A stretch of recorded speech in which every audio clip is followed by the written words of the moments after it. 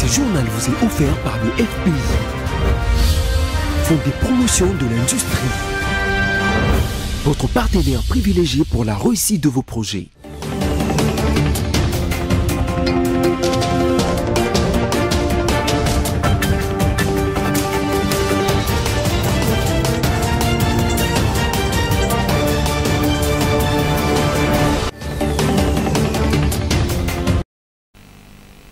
Bonsoir à tous, bienvenue dans cette grande édition du journal d'essai jeudi 6 juillet sur BC Télévision. Nous avons un invité dans ce journal, le monsieur Ferdinand Cambéré, secrétaire permanent adjoint du parti du Peuple pour la Reconstruction et la Démocratie, PPRD en sigle. Monsieur Ferdinand Cambéré, bonsoir. Bonsoir Yves. Vous allez bien? Oui, je me porte bien. Mais bien avant tout, d'abord les sommaires.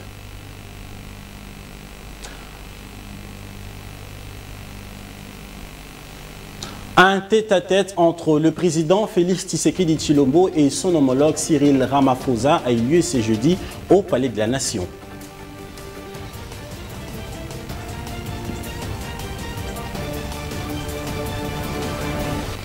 Le président honoraire et sénateur à vie Joseph Kabila Kabange est invité pour échanger avec le président de la Commission électorale nationale indépendante, Dini Kadima, dans les tout prochains jours.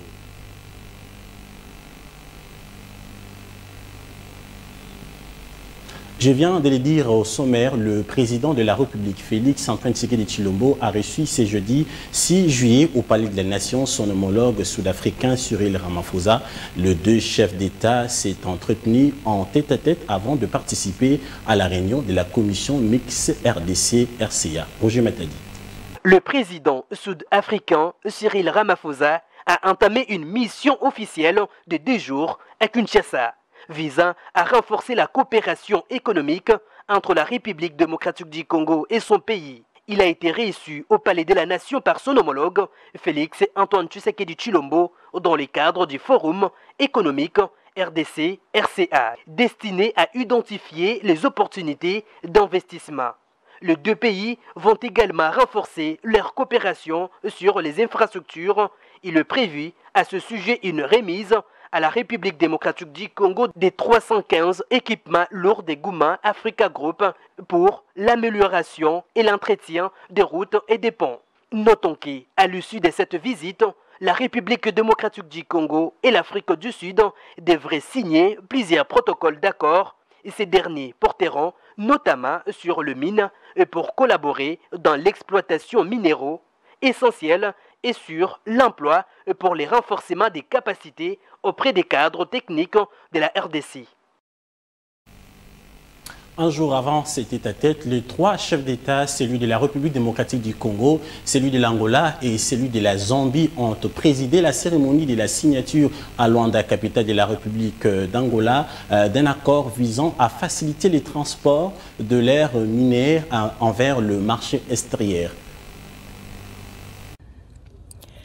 La production de cuivre, une industrie dans laquelle la RDC est un leader mondial. La Zambie, également riche en cuivre, est 2e producteur d'Afrique après la RDC.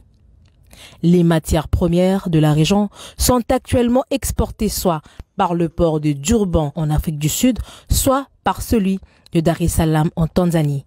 Des routes jusqu'à 4 fois plus longues que la route entre les régions minières et le port de Lobito dans la province de Benguela en Angola. L'Angola, grâce justement à sa position géographique avec le corridor ferroviaire de Lobito, offre la voie la plus courte entre le Grand Katanga en RDC, le Copperbelt en Zambie et le port en eau profonde de Lobito en Angola. La cérémonie officielle de la signature du contrat de transfert de la concession des services ferroviaires et de la logistique de soutien du corridor de Lobito de ce mardi 4 juillet 2023 à Benguela entre le président congolais Félix Antoine Tshisekedi Tshilombo, ses homologues Hakainde Hichilema de Zambie et Joao Lourenço de l'Angola, a tout son sens au regard de ces enjeux avantageux dont seront bénéficiaires directs les populations de ces 3 pays.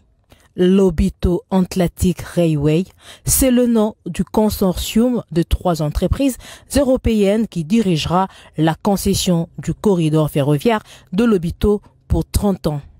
Ce trio, constitué du trader Trafigura, basé en Suisse, de Montaongil, leader portugais de BTP, et de l'opérateur ferroviaire belge Vecturis, a le devoir de faire du corridor de Lobito l'une des voies logistiques la plus importante de la côte occidentale de l'Afrique. 49 locomotives opérationnelles, dont 35 en Angola et 14 en RDC, auront un fort impact commercial très considérable et réduiront le temps de trajet de plusieurs semaines.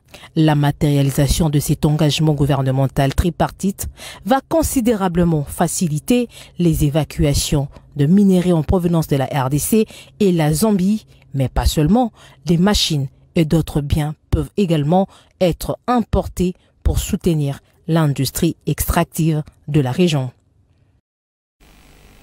À la même occasion, le président congolais Félix Tshisekedi Tshilombo a considéré que cette signature d'accord est une opportunité à saisir et de capitaliser au regard des triples intérêts qu'il présente sur le plan politique, social et économique. On écoute le président Félix Antoine Tshisekedi.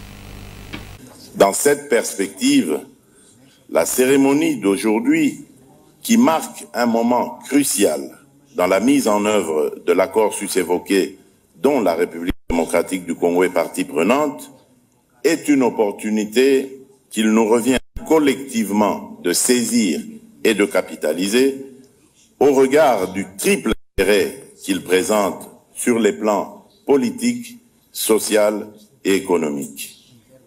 L'intérêt politique et social de l'accord signé sous l'égide de la SADC réside notamment dans sa capacité à contribuer au raffermissement des relations entre les trois États partis à l'accord, à savoir l'Angola, la République de Zambie et la République démocratique du Congo.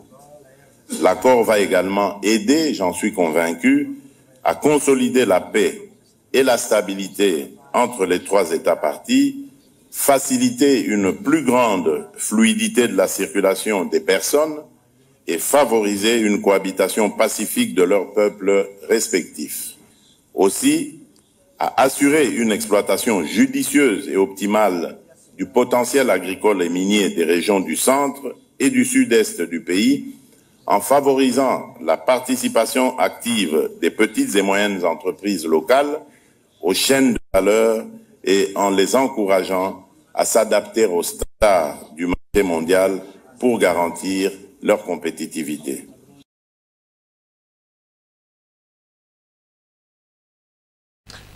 En bref et en image, dans les cadres de ces rencontres avec l'opposition pour s'assurer de l'exclusivité du processus électoral en cours en RDC, le président de la Commission électorale nationale indépendante, Denis Kadima Kazadi, a convié le président honoraire Joseph Kabila Kabange à un échange. La correspondance consultée par notre rédaction ce jeudi était envoyée au président du Parti du Peuple pour la Reconstruction et la Démocratie, PPRD en cycle, en date du 1er juillet 2023.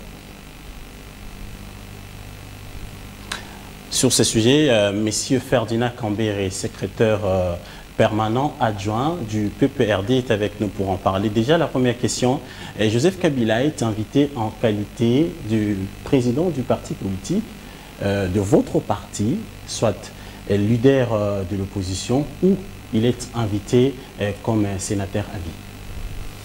Bon, la copie qui circule, d'abord merci, et merci aussi à tous les téléspectateurs de BSC TV.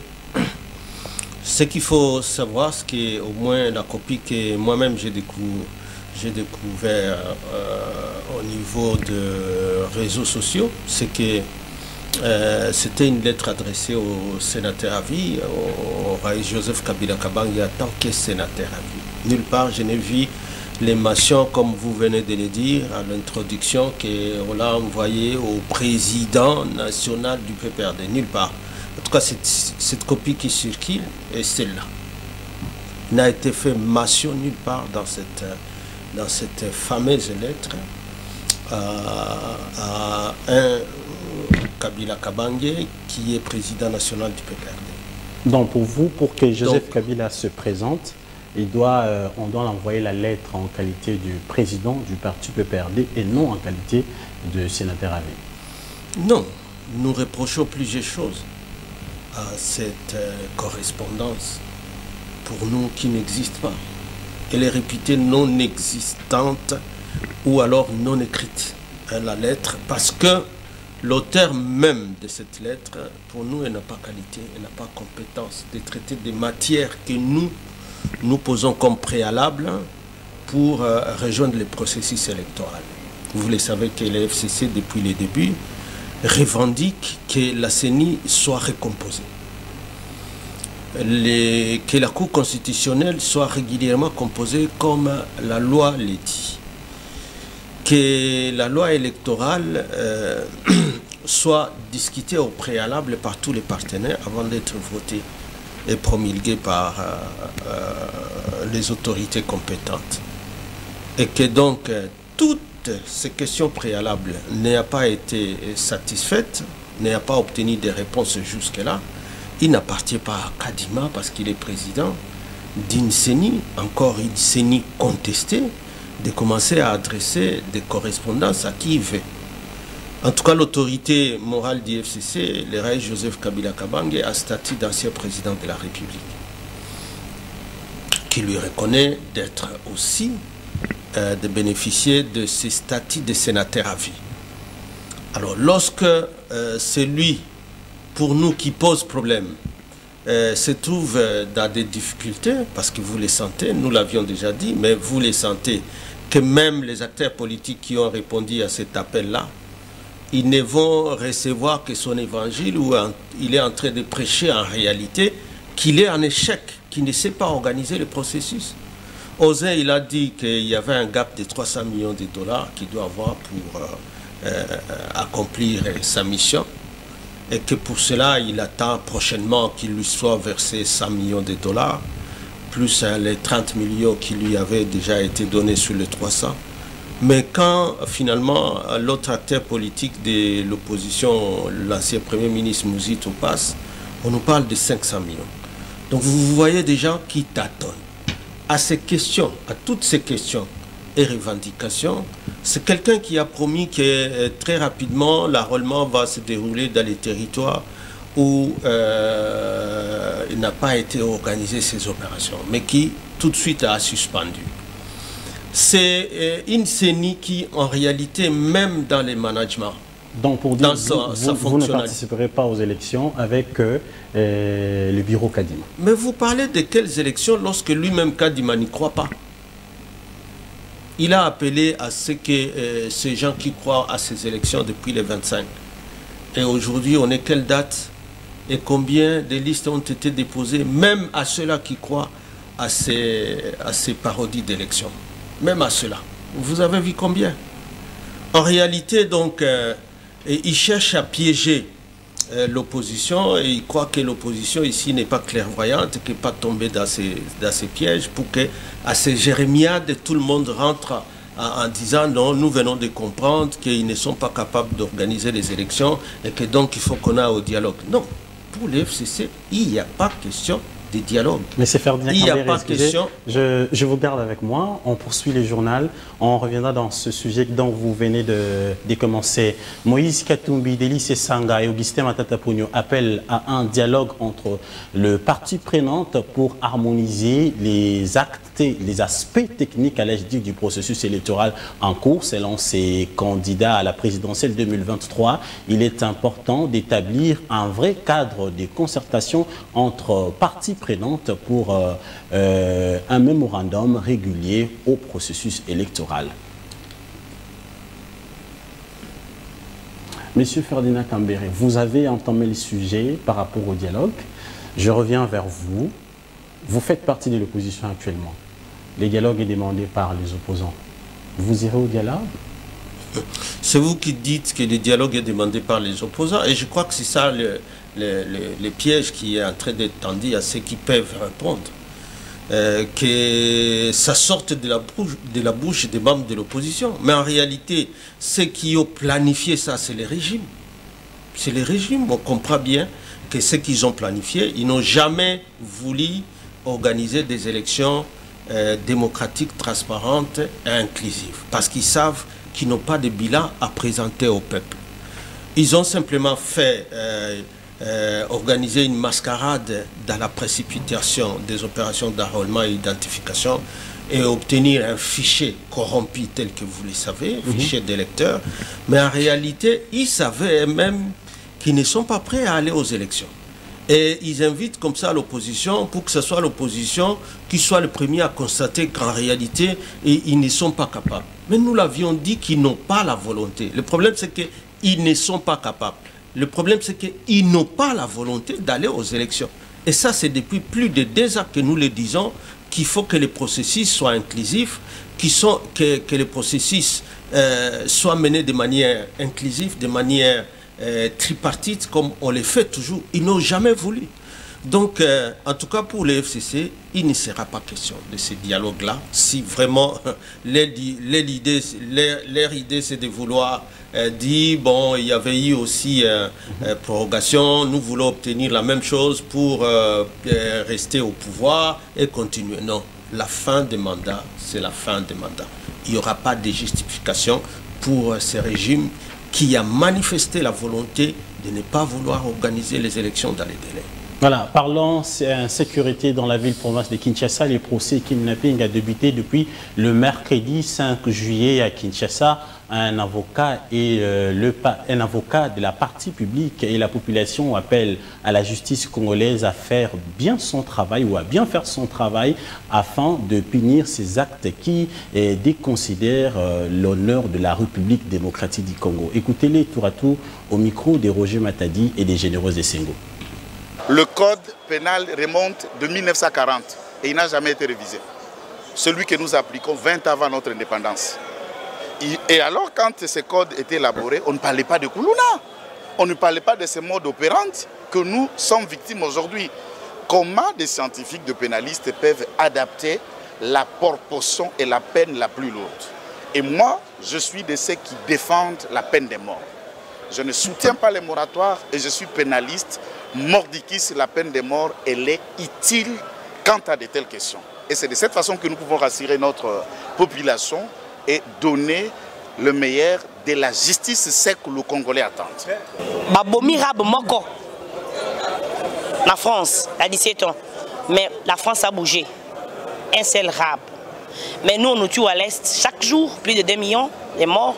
Et ici, maintenant, à la capitale, maintenant, nous sommes à l'insécurité. On a de nous tuer vivants. Qui est derrière ça? Les appareils, les jeunes gens là, en les voyant, il n'y a personne qui est médecin là-bas, il n'y a pas les médecins, il n'y a pas les docteurs là-bas. Donc derrière, il y a le médecin. Que le médecin là, que les avocats nous aident et les magistrats, qu'ils viennent, qu'ils nous aident à que les gens là interpellent les avocats qui opèrent et les docteurs qui opèrent. Les appareils là qui gardent les reins là, ce sont des appareils qui coûtent trop cher. Ils mettent les reins là où? Qu'on nous montre. Corrigez avec moi, c'est l'avocat de la partie civile en lieu-place de la partie publique. Monsieur Ferdinand Kambere, le porte-parole du gouvernement, Patrick Mouyaya, dit que cette histoire de kidnapping à Kinshasa, il y a une main noire derrière ça pour donner un mauvais message aux pays qui participeront au 9e jeu de la francophonie ici à Kinshasa. Bon, c'est regrettable que la communication du gouvernement soit toujours donnée à cette façon-là où on voit des mains noires partout, sans voir la propre responsabilité du gouvernement dans tout ce qui a été mis comme foyer de tension. Nous l'avions dit, derrière les Mobondo, on a encore parlé de mains noires. Mais les Mobondo continuent à tuer, continuent à égorger les gens. Nous avions dénoncé les milices derrière les partis politiques qui étaient visibles, qui opéraient même que les forces publiques, les forces de sécurité. On l'a dénoncé. Ce climat de terreur, on l'a dénoncé aussi lorsque tout le monde a déploré comment se fait-il que les enlèvements, et derrière lesquels il y a toujours ces messages où on est en train de parler de tout ce qu'on dit là, comment ça pouvait perdurer de cette façon-là? On a vu. Il fallait que les gens crient finalement pour qu'il y ait l'arrestation spectaculaire de tous ces gens-là. Mais le procès, on est en train de le suivre. Nous tous, ce qu'on veut, c'est qu'on sache qu'on ne nous parle pas toujours des mains noires derrière, mais qu'on parle aussi de la responsabilité du gouvernement lui-même qui doit assurer la sécurité à la population qui est appelée à aller aux élections demain. Oui, le gouvernement. Parce que ce climat-là, ce climat de terreur qui est créé, non seulement dans les territoires. Excusez-moi, monsieur Ferdinand, le gouvernement a pris des mesures pour éviter les kidnappings. Actuellement, dans les taxis, dans les arrêts de bus, il y a des policiers également, ils ont demandé aux chauffeurs de baisser leurs vitres. Ça fait partie des mesures pour éviter qu'il y ait continuité de... Mais il faut que ce soit des mesures, Yves, il faut que ce soit des mesures efficaces et qu'on aille jusqu'au bout. Parce que pour nous, c'est finalement une sorte de climat de terreur qui a été installé finalement pour qu'il n'y ait pas un climat propice pour que nous, de l'opposition, nous nous déployons pour parler du programme qui a échoué de ce gouvernement. Et que donc, à face de ça, parce que dans les territoires, on est en train d'égorger, Bondo continue son œuvre. Est-ce qu'on a vu des procès spectaculaires à l'Est? On continue à égorger les gens. Est-ce qu'on a vu des procès spectaculaires? Aujourd'hui, vous avez parlé au premier point de l'arrivée du président Ramaphosa. Et les discours, les extraits de ces discours de notre président. Mais ça fait dormir debout lorsque des contradictions, on va de contradiction à contradiction. Tantôt on nous dit que les M23 c'est des panthères, tantôt c'est des terroristes, tantôt il faut que le Rwanda, ils n'ont jamais refusé de dialoguer avec le Rwanda, mais que le Rwanda reconnaisse sa responsabilité devant la déstabilisation. Mais on ne veut pas que les EAC, la force régionale de l'EAC qu'ils ont installée là-bas, parce que c'est le régime qui l'a installé, partent. Et ici, tout le monde sait que l'EAC est en train aussi de participer à l'arracinement des M23 qui continuent à massacrer les populations.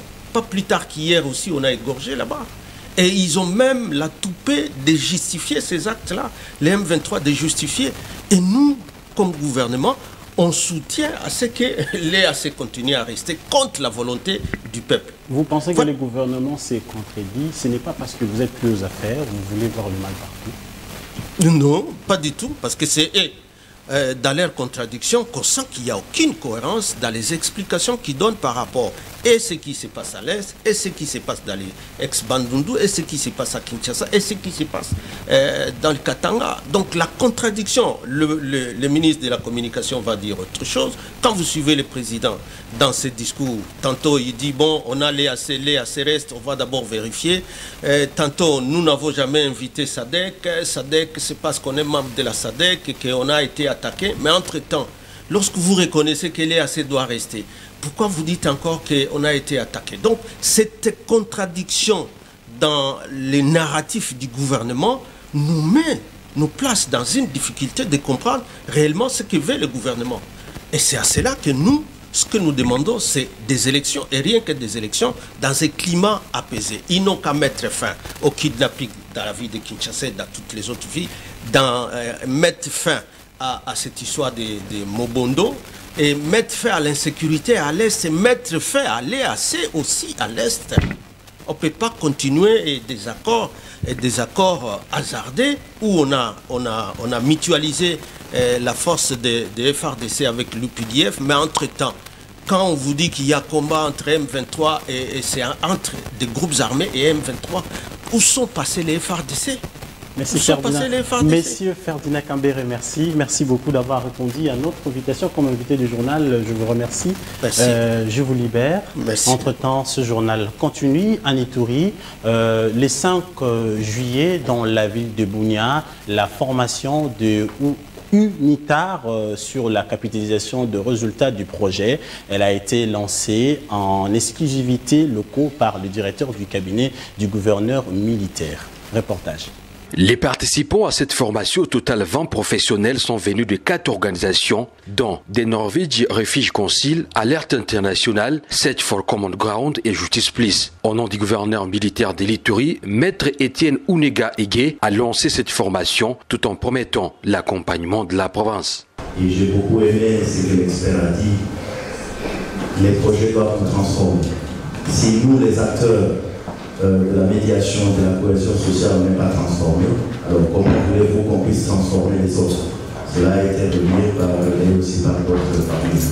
Donc les projets doivent d'abord nous transformer, ça veut dire que nous sommes convaincus de ce que nous faisons et à travers nous, nous pouvons maintenant convaincre les autres pour la cohésion sociale. Après différentes présentations de participants, Francis Albert, directeur du consortium Cohésion sociale, a trafiqué sur une note de satisfaction au regard des résultats produits par les partenaires de la mise en œuvre du projet. La formation qui a débuté ce matin pour une période de 4 jours est une formation conjointement organisée par le consortium Cohésion sociale que je dirige et l'Institut des Nations Unies pour la formation et la recherche. Alors c'est une formation qui va essayer de doter les membres de notre consortium et les partenaires de mise en œuvre de notre projet sur les compétences et les outils, n'est-ce pas, de capitalisation. Vous savez, nous sommes rendus à quelques mois de la fin de notre projet.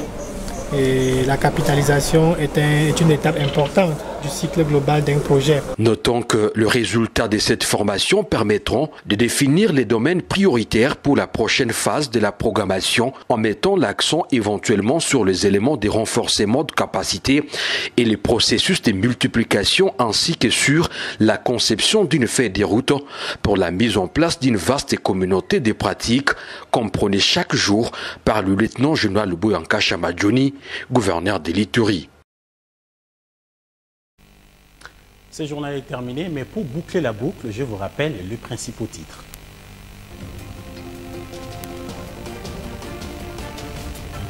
Un tête-à-tête entre le président Félix-Antoine Tshisekedi et son homologue Cyril Ramaphosa de l'Afrique du Sud a eu lieu ce jeudi 6 juillet au Palais de la Nation.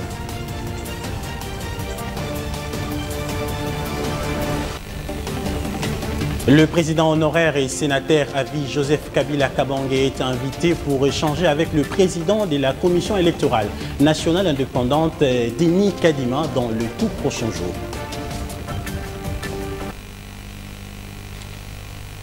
Merci de nous avoir suivis. Restez branchés au programme de BC Télévision. Au revoir.